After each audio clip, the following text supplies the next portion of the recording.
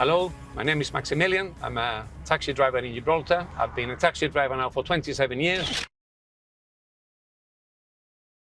We are 112 licensed taxis, out of which 95% are 9-seater cars, which what we call the 8+1. The reason is because we can cope with the work when it comes to cruise liners. I can tell you that the Gibraltar taxis are quite cheap if we compare transport in other countries in Europe. The normal rate flag down starts on £2.20, and also we provide the service of the rock tours. People come to see Gibraltar, so we take them up to the rock to see all the interesting parts, especially the famous monkeys, which is the main thing in Gibraltar. Everybody will come up to the rank and say, I want to see the monkeys. They never say, I want to see the caves or I want to see the view.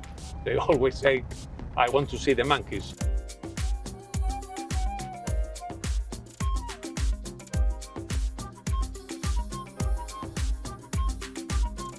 The local economy in Gibraltar is based on very different things. We have the military, naval, air force base. We also have shipping, airport, commerce, tourism, financial services, and the online gaming business. A couple of weeks ago, I read that at the moment, we are the most prosperous territory in Europe.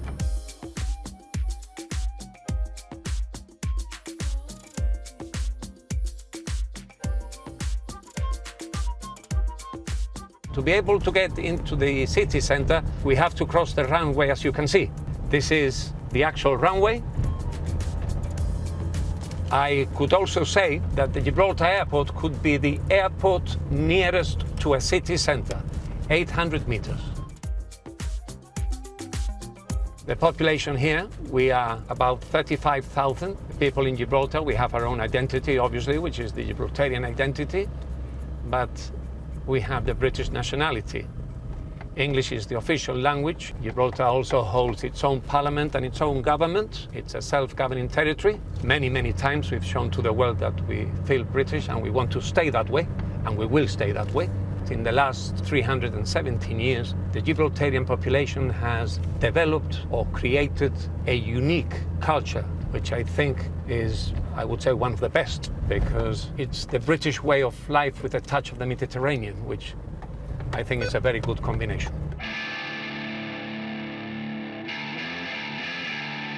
Gibraltar has one border, one frontier, which is with the city of La Línea, with the province of Cádiz, Spain.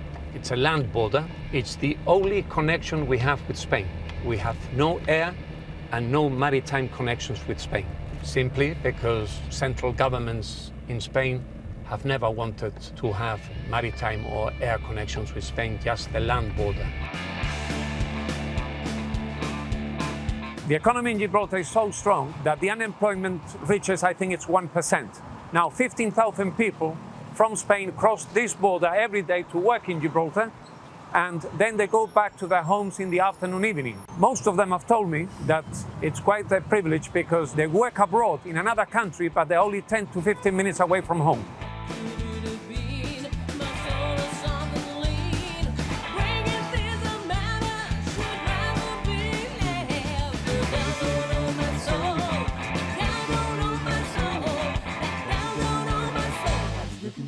Visitors to Gibraltar always ask me, what do you think of Brexit? As everybody knows, Gibraltar voted 96% to remain. The results were that we had to leave. After 4 or 5 years of negotiations, we've left. If it's a hard Brexit, obviously the border will not be the same as it is today. I lived through the times when Spain, back in 1969, closed the border. I spent all my youth days in Gibraltar, which people of my age will tell you all the same thing. We had a good time, we enjoyed ourselves, so see what the outcome is and then take it day by day.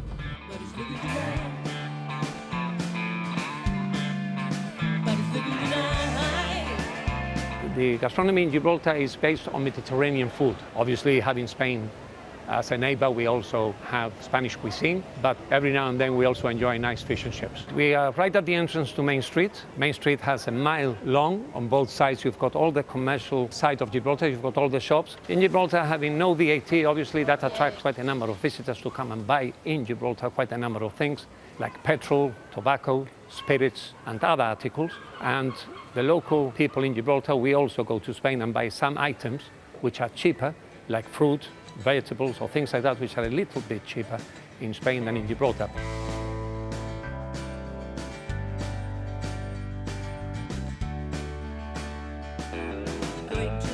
We've already done the city area. Now we are on the upper rock. I want to introduce the most famous things we have in Gibraltar, which are the Barbary apes, the monkeys. This is one of the big ones. This is one of the big bosses up here. And right here, we also have the entrance to St. Michael's Cave, which we are going to make our way in just now.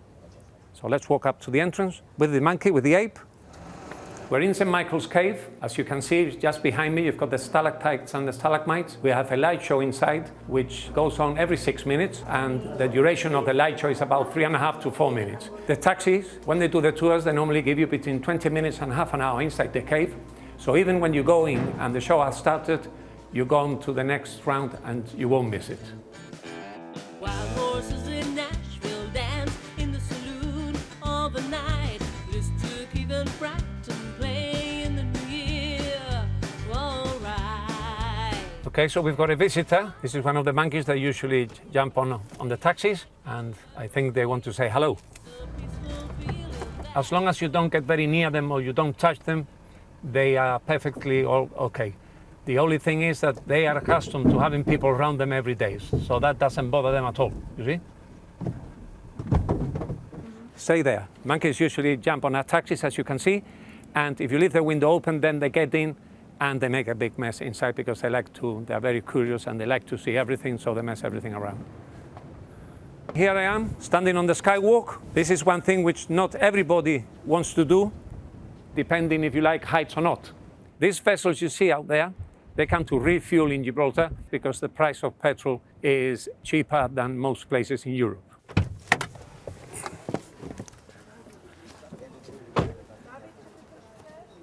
In 1704, when England and Holland captured the Rock, in the 1700s, Gibraltar was under siege by Spain 14 times. The Great Siege, which was the last siege, was between 1779 and 1783. Now, during the Second World War, Hitler had an operation for Gibraltar called Operation Felix, which did commence but was never successful.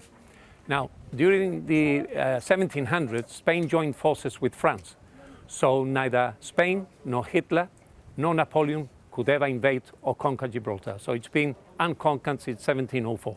And now we make our way into the town. This is the copy or the front of the Treaty of Utrecht, which was signed by England and Spain in 1713, where Spain ceded the Rock to Britain, and the word mentioned was perpetuity, which that word means forever and ever, has no limits and has no ending.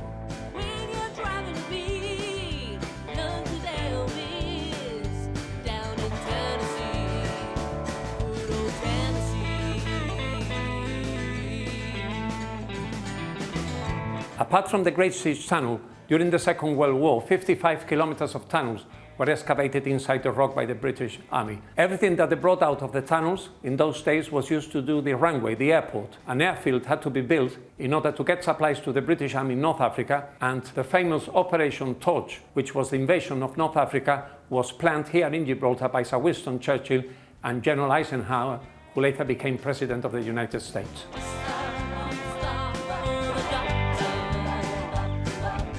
This is the Gibraltar airport. Down here we've got the runway. It's regarded to be the 5th most extreme airport in the world, but I can assure you it's very, very safe because only experienced pilots fly in and out of Gibraltar. As you can see now, the traffic has just been stopped by the control tower and the police officer has just closed the gates for the pedestrians.